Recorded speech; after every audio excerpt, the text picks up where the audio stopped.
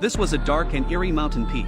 Legend said a terrifying monster lived inside. But the three explorers didn't believe the rumors. They came to uncover the truth. Before they even entered the cave, they were startled. Vlad noticed something was off. Bats shouldn't be flying in broad daylight. Something had disturbed them. He drew his sword and stepped forward to investigate. His men lit torches and carefully scanned the cave. At first they believed the monster was just a myth, until Vlad discovered crushed human bones beneath their feet. In the corner lay piles of skeletal remains. The gruesome sight shook their confidence. Maybe the legend was true after all. As they hesitated, two glowing eyes in the darkness had already locked onto them. What's that? By then it was too late to escape. The monster attacked again, killing one of the men instantly. Vlad managed to slash it with his sword, but the beast swatted him aside like a rag doll. As the creature approached, Vlad grabbed his fallen weapon.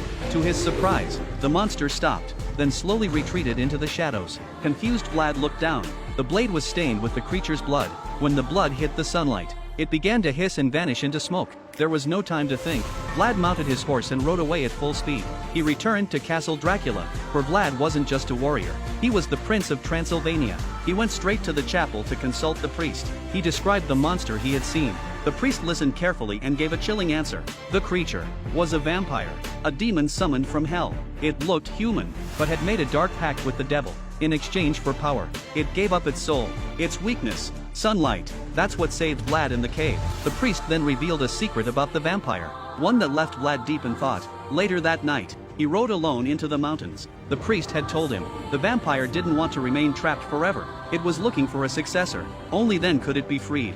Vlad had made his decision. To protect his people from the invading army, he would claim the monster's power for himself. He climbed the cliffs, lit a torch, and descended into the heart of the cave. The vampire sensed his arrival. In an instant, it appeared right in front of him, but Vlad didn't flinch. He calmly explained why he was there. The vampire agreed without hesitation.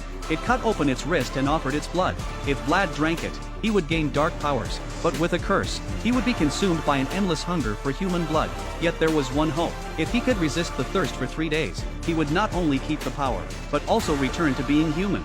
Vlad hesitated only for a moment, then drank the blood in one gulp. Almost instantly, he was overwhelmed by pain. His body convulsed, until he finally passed out. He awoke beside a river. No wounds, no visible change, but as he pushed himself off the ground, he crushed stones beneath his hands. Every scratch healed in seconds. He could hear the tiniest sounds. Vlad smiled. He had changed. Suddenly, he heard commotion in the direction of his castle. The enemy had arrived. Vlad dashed forward, unlocking a new power. He transformed into a swarm of bats, and flew across the sky toward the battlefield.